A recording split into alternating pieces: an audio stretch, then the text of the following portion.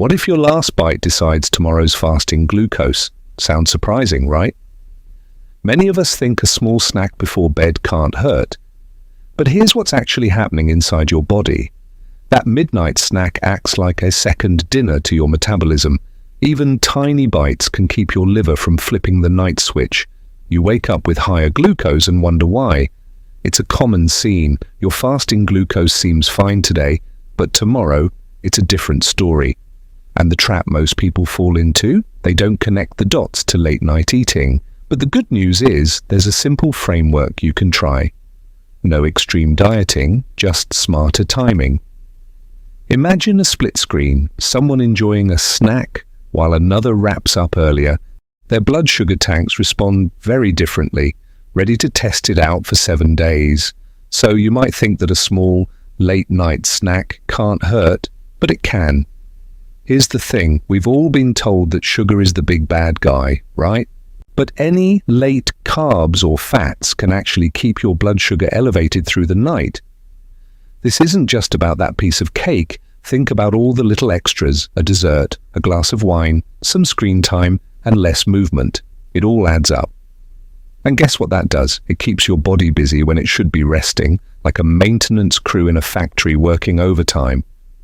You may notice signs: restless sleep, waking up at night, grogginess in the morning, and those intense cravings the next day. All because of these late-night habits. But here's the part nobody talks about. Here's something fascinating. Did you know that our bodies have a natural rhythm for handling food? It's called Circadian insulin sensitivity, and it means we process meals differently depending on the time of day.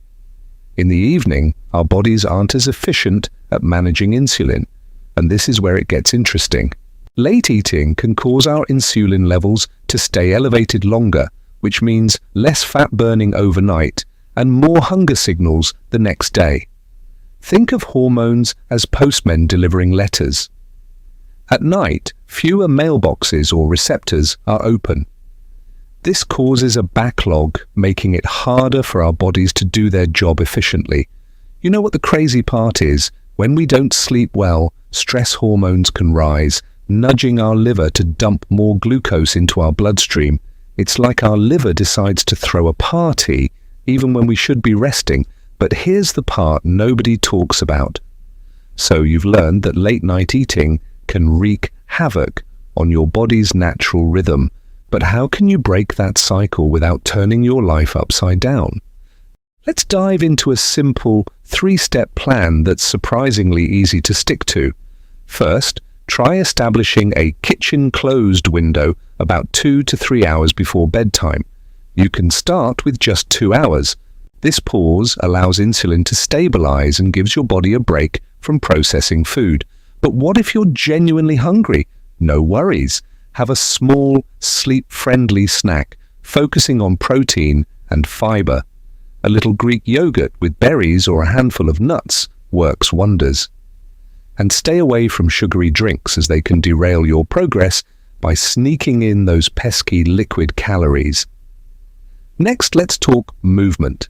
After you finish dinner, take a 10 to 15 minute easy walk or do some light chores. Think of it like squeezing a sponge. It helps your muscles soak up any extra glucose, easing your blood sugar levels. And social events? No problem. Just front load your day with protein and fiber, then choose one treat you love and skip the grazing. Nobody wants to be the person who can't join in, right? So you've got the tools, and the good news is they're flexible. But here's the part nobody talks about. Now that you've got your earlier dinner strategy, let's dive into a fun experiment to see how it works for you. Here's the plan. Track a week's worth of your habits. Jot down your dinner time, when you have your final calorie, your sleep time, and how you feel in terms of energy the next morning. But don't stress over it. No need to obsess. Compare 3 nights of your usual routine to 4 nights with an earlier cutoff. Watch how your energy levels and morning glucose respond. You know what the crazy part is? A simple shift can show you big changes. But keep an eye out for red flags like high fasting glucose, signs of sleep apnea, or medication effects. Discuss these with your clinician. Summary time. We've gone through how late eating affects glucose, the second dinner effect, and the 3-step protocol. If you try the 7-day earlier dinner experiment, comment your biggest obstacle, cravings, social dinners, or sleep.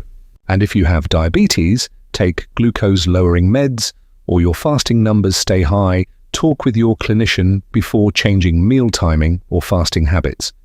Remember, this is educational content. Always consult your doctor for personal medical advice.